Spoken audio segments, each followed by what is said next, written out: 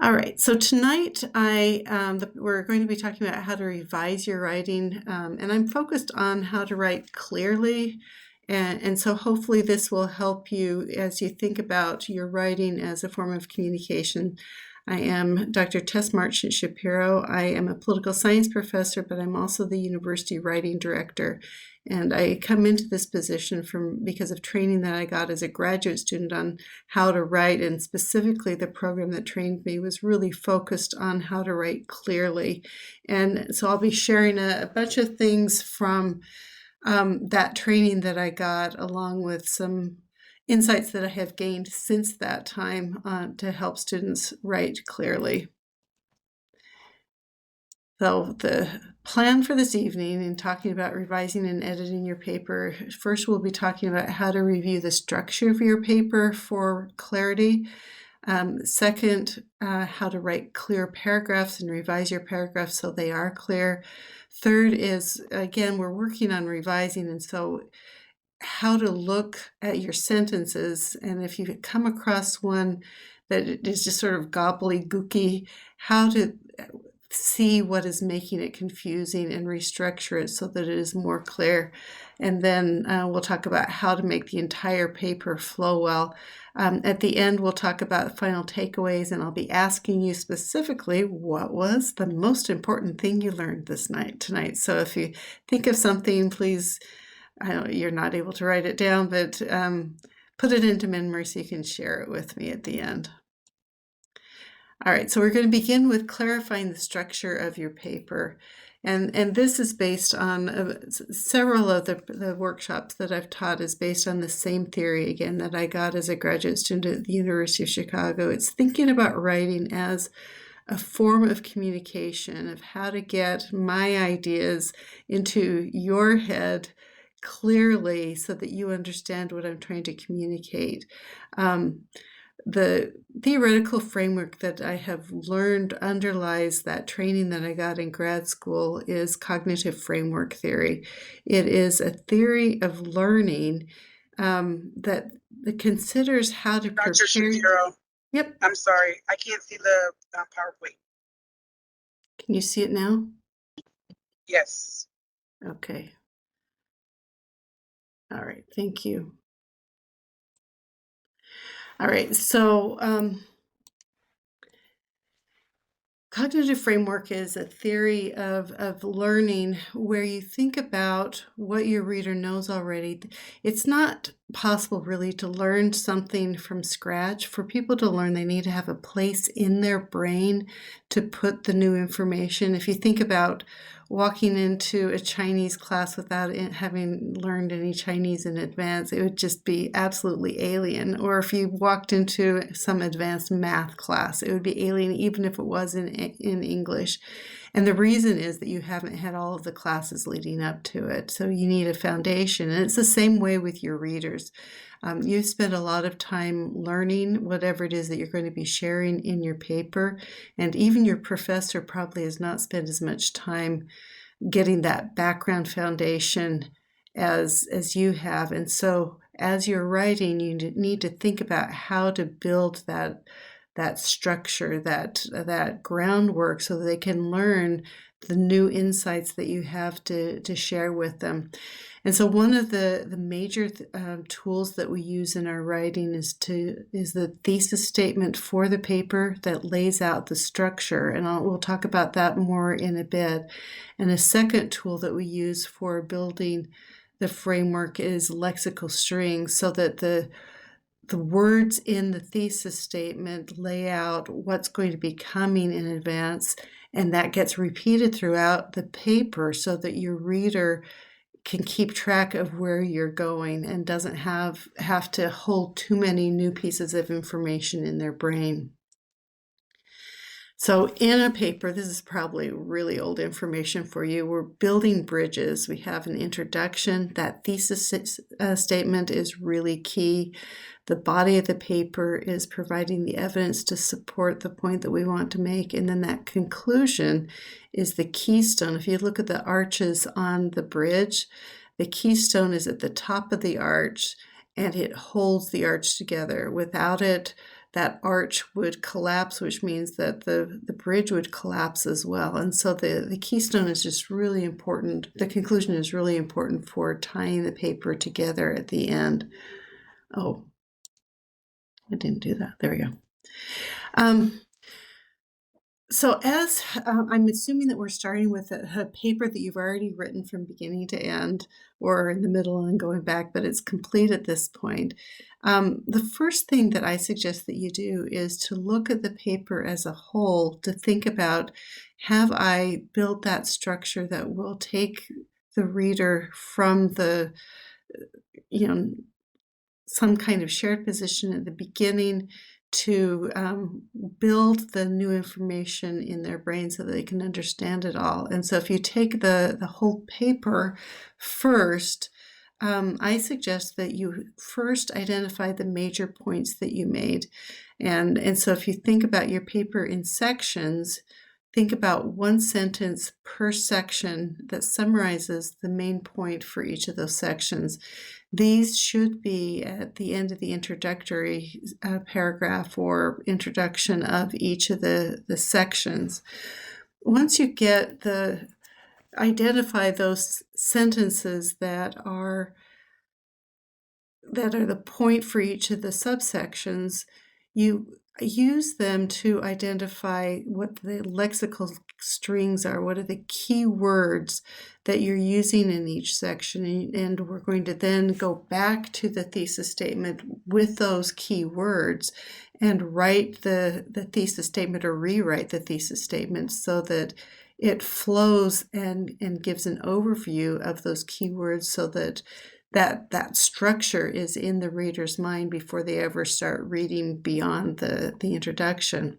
So these are the key words from an article that I use in my teaching that's about social capital.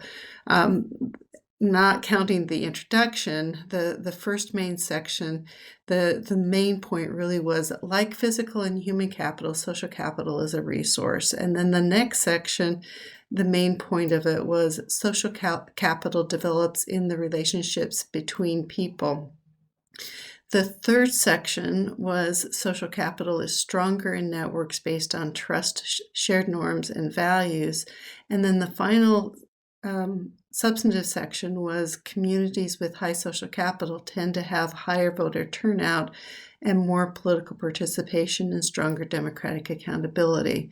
So once I identify what the topic sentences for each of the sections, I can use those to identify the lexical strings. So for one of the lexical strings is social capital. That's what the article was entirely about.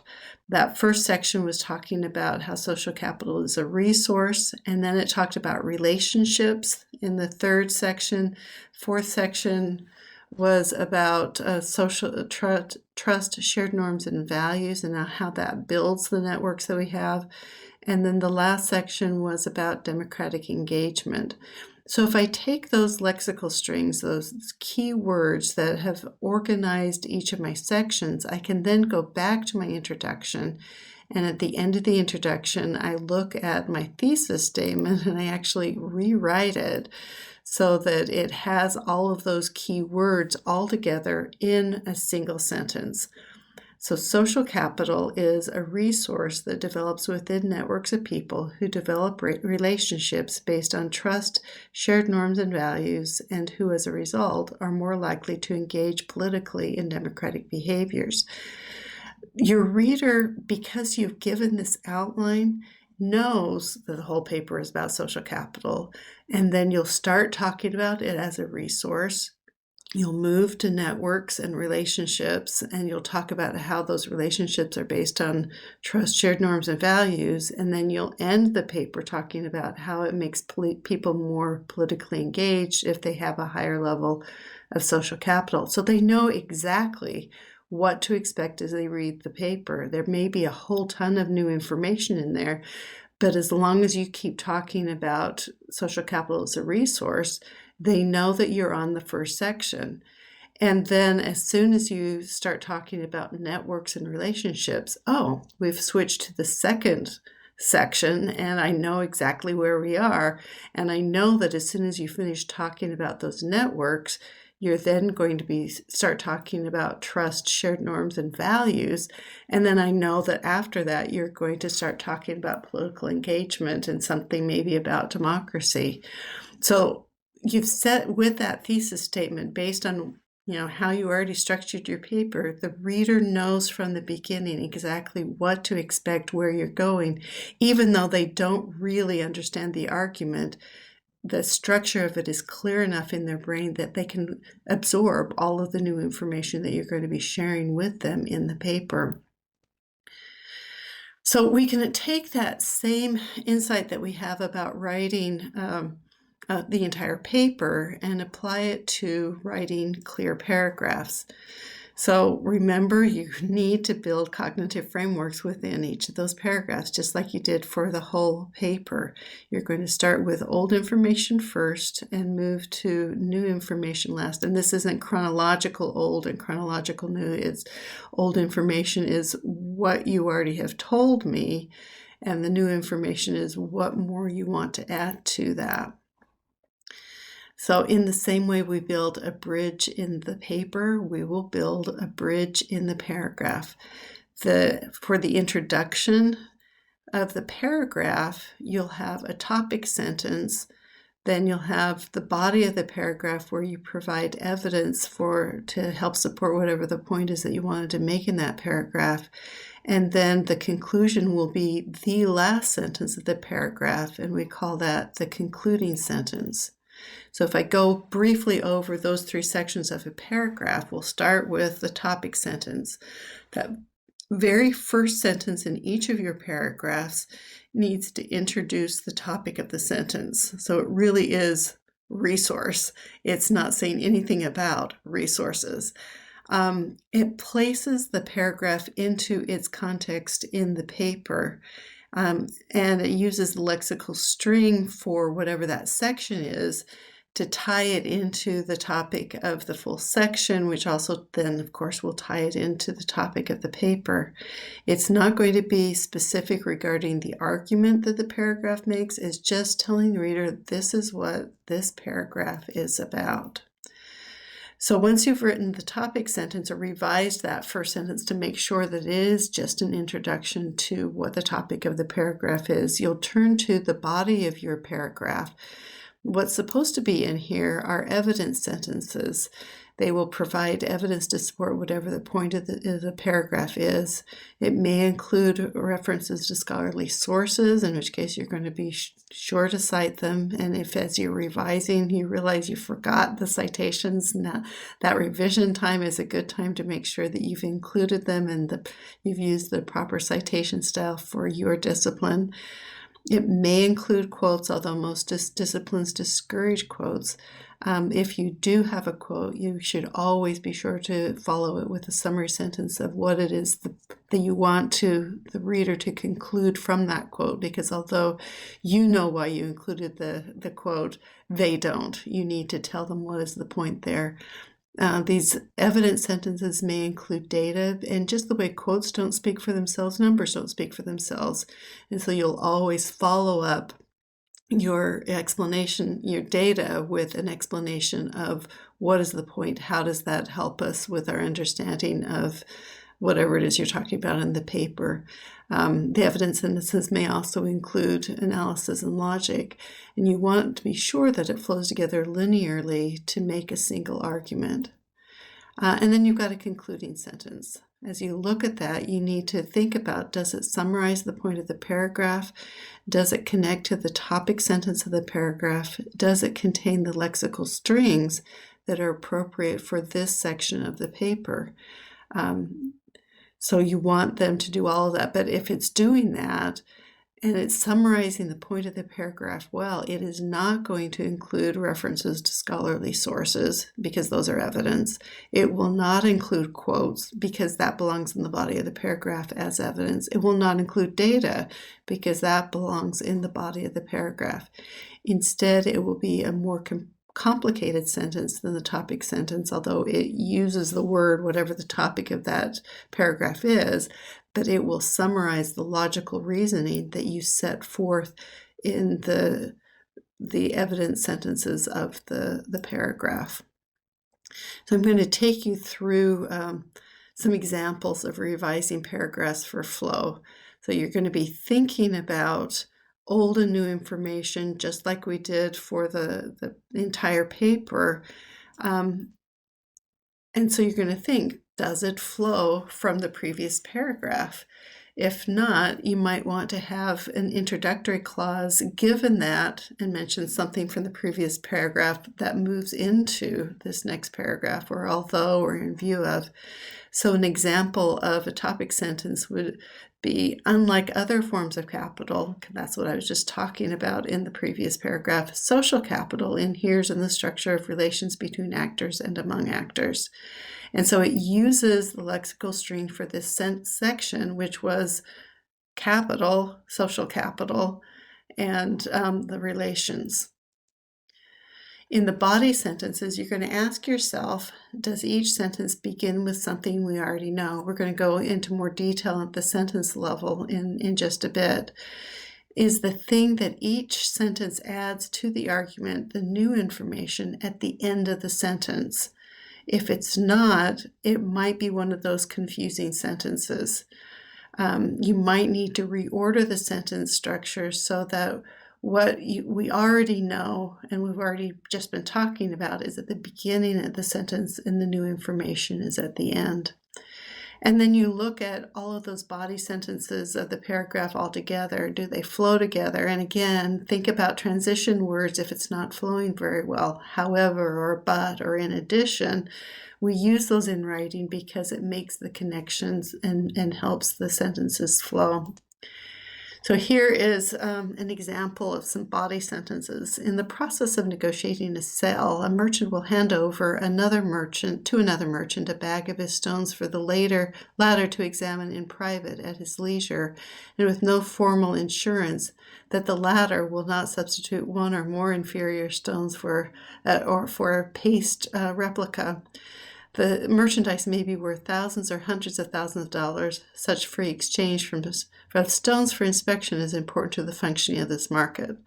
That, for me, is a paragraph that keeps going all over the place. I find it really, really confusing. It is not flowing well. So instead of that one, what I would write has a better flow, starting with older things and going to newer things. So wholesale, this is the topic. Wholesale diamond markets rely on trust. Trust is the topic of this paragraph. The markets rely on merchants being willing to exchange stones for inspection. Potential buyers need to examine stones at their leisure in private to determine their value before they'll be willing to purchase them. As a result, a selling merchant will hand over a bag of stones which may be worth thousands or hundreds of thousands of dollars, and somehow this slide got goofed up. Anyway, so you can tell I'm starting more at the beginning and going to the end to make that paragraph make more sense. And that's what you'll need to do if you have a paragraph that is sort of confusing, or your friend or your professor says it's sort of confusing. Think about how can you reorganize the sentences so that it flows better, so that they can follow the argument that you're making in it. And then you need to have a concluding sentence that it's not going to contain any evidence or sources. Those belong in the body of the paper. And instead, we'll summarize the point of the paragraph in a single sentence. So if we go back to my rewrite of that paragraph, you can think about how to conclude that. It wouldn't be with the potential buyer will not substitute one or more inferior stones or a paste replica, because we need to summarize something about that reliance on trust. So instead, I would summarize that paragraph by the wholesale diamond market can only function efficiently because merchants trust each other. And so there we've got the notion of trust inserted in there, but then we've got this whole argument about why they have to trust them that we've summarized in them, that they have to trust them. So, and we've already made the argument that they don't want to be worry about one of their colleagues replacing their diamond stones with something that's not worth it. All right, so now we're going to switch to writing sentences with a view to building cognitive frameworks. We're going to keep coming back to cognitive frameworks. So the lesson for writing sentences is you need to build cognitive frameworks. So each of the sentences will begin with old information, what you just talked about, not chronologically old, and then build to new information, again, not chronologically new, but what it is you want to add next to the argument that you're developing. And in the context of that, you need to meet the reader's expectation for a sentence structure. And so we're going to begin by talking just briefly about what readers' expectations are when they read a sentence. How are sentences structured? So I think these days grammar doesn't get taught very much. So hopefully you guys have some experience with grammar, because it really does make a difference in writing clear sentences. And more than grammar, I'm sort of going to talk about how we would diagram sentences, although we're not going to diagram sentences. So how are sentences structured? Normally, they are structured with a subject, a verb, and a predicate. So if I were to give you the sentence, I ignored him completely, the subject is I, the verb is ignored, and the predicate is him. Completely is an adverb describing ignored, so we'll just sort of leave that alone. But I ignored him. So the expectation is that the sentences include actors who are taking action. In this sentence, who is acting and what action are they taking? Who is acting in the sentence, I ignored him completely? The actor is I. What is the action they are taking? The action is ignored. I'm being sort of redundant here. In that sentence, the subject is I, the actor is I, and which means that the actor is the same thing as the subject. The verb is ignored, the action is ignored, which means that the action is the same thing as the verb. And I'm getting to that. I'm really reinforcing that, repeating it, because the way that you have clear sentences is to make sure that the actor is the subject of each of your sentences and the action is the verb of each of your sentences.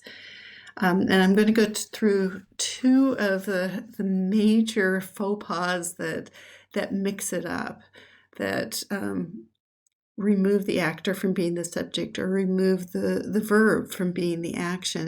And through this process, hopefully you can see why you don't want to do these two things. So passive voice is the first thing, and they talk about this a lot in your English classes. Hopefully you remember that. Nominalization is the second thing we'll talk about, and it's another thing. I don't think English classes talked about nominalization as much as passive voice. But it is equally much a problem. And so we're going to go through each of those two things separately so that you can see what they are and how they goof the communication process up, so that, because they're violating that expectation of how sentences are structured. All right, so passive voice is when the subject of the sentence is not the actor. So if we were to rewrite the sentence, I ignored him completely, so that I am not the subject, I'm going to take I ignored him completely and move I to the end of the sentence. The only other person I've got in that sentence to make the subject of the sentence is him. So suddenly he's going to become, he's not the actor, but he's going to become the subject of the sentence. So it goes from I ignored him completely to the passive is he was ignored completely by me. Do you see how I got stuck at the end even though I'm the one doing the action? It's particularly problematic because once I get stuck at the end of the sentence and I'm not the subject of it anymore, it's really tempting for you as the author to just drop me out of the sentence. And it goes, then it's not I ignored him completely. It is he was ignored completely. That's the passive voice. The verb is still ignored, but he's not the one doing the ignoring. He's the one being ignored, and we don't even know for sure who it is that's ignoring it might be me, but the way it's structured, it could be anyone else. And so my my husband's favorite line on this is that you can tell a passive sentence if you can finish the sentence with the phrase by zombies. He was ignored completely by zombies. And it's funny, but the reality is that if once I got rid of me from the sentence, I had no clue who actually was doing the action. And so it could just as easily be zombies as anyone else, including me. So that's where part of the confusion comes. We've lost the actor. The actor is just gone. So let's diagnose these passive sentences. I've put the verb in this paragraph. Actually, it's a paragraph in red, so you can see where the verbs are. And let's try and figure out who were the actors that are doing these verbs. In this paper, the concept of social capital is introduced and illustrated. Its forms are described. The social structural conditions under which it arises are examined, and it is used in analysis of dropouts from high school. The role of closure in the social structure is facilitating the first and third of these forms of social capital is described. The effect of social capital within the family and the community outside the family is examined.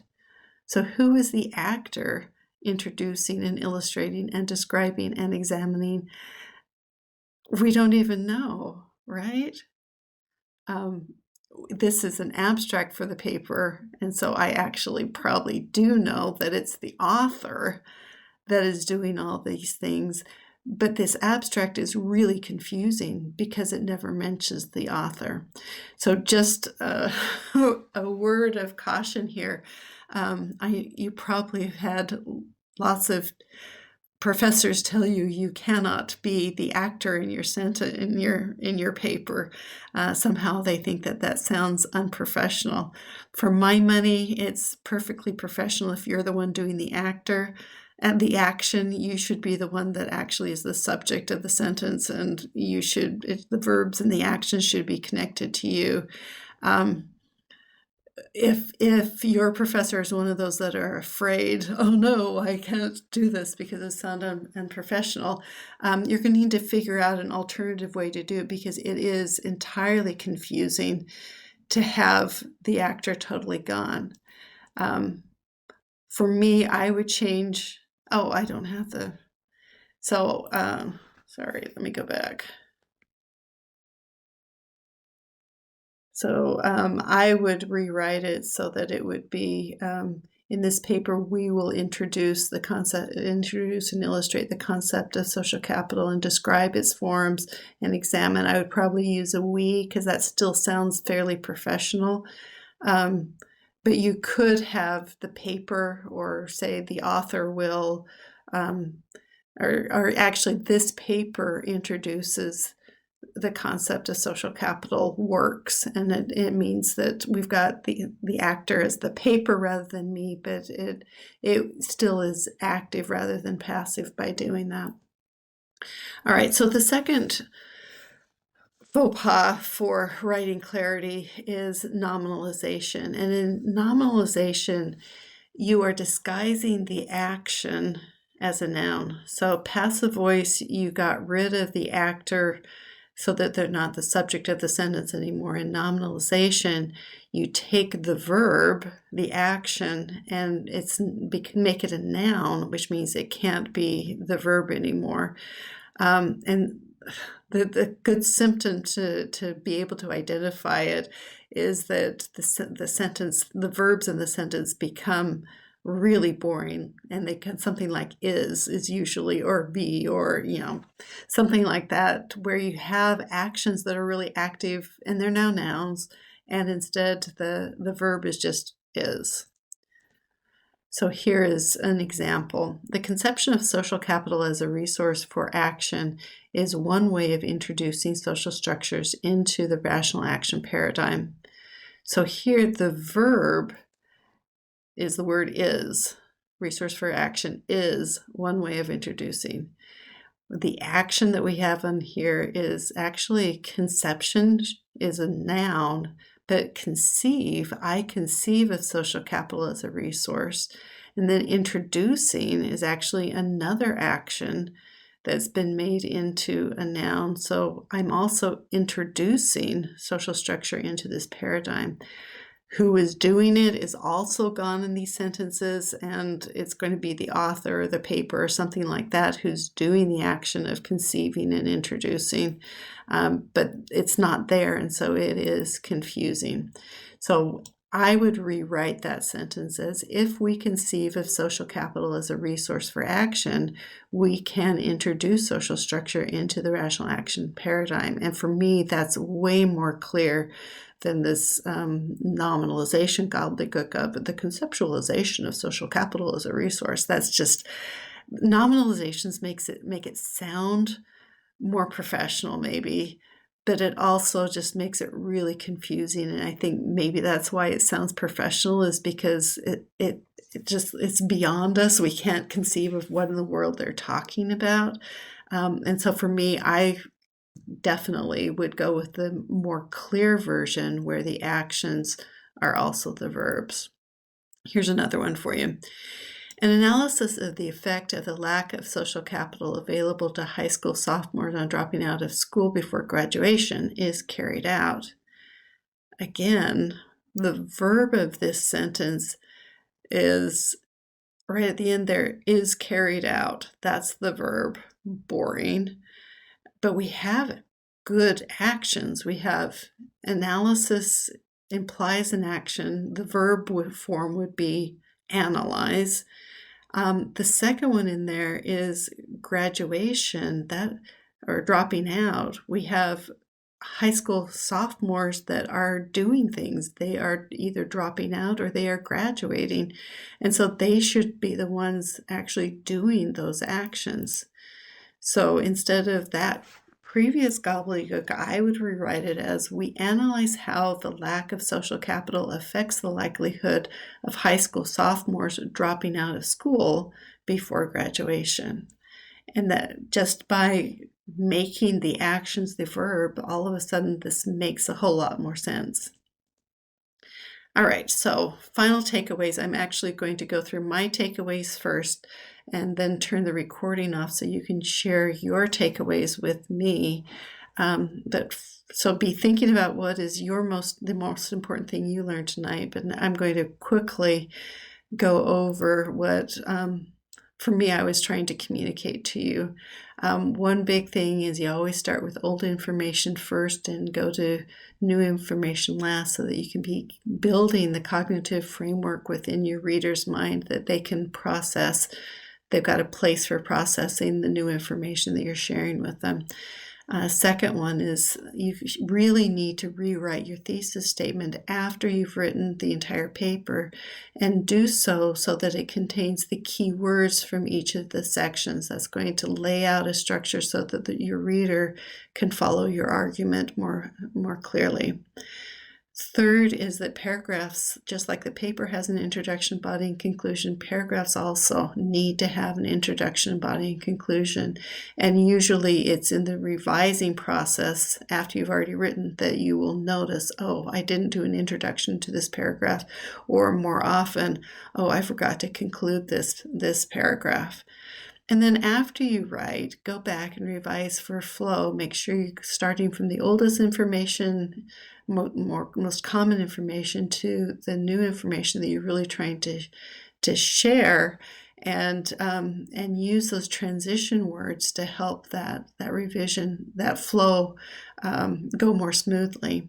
And then finally, make sure that your subject and the verb are aligned with the actor and the action, because if you can do that, that will solve like 90% of the confusing sentences that you have in your paper are going to be a result of somehow losing the actor, so that the actor is in the subject, or you've nominalized the verb, and so the action is in these convoluted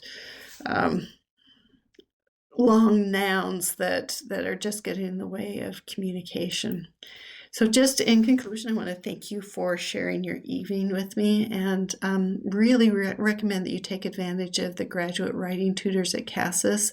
On the SCSU app, there is a button that's called Navigate, and if you go into there, it will connect you to CASAS, and it will allow you to set up an appointment with the writing tutors. And just be sure to look for, there are regular writing tutors that mostly deal with undergraduates, and there are specific graduate student writing tutors, one of whom has a terminal degree in writing, and then the others are also graduate students.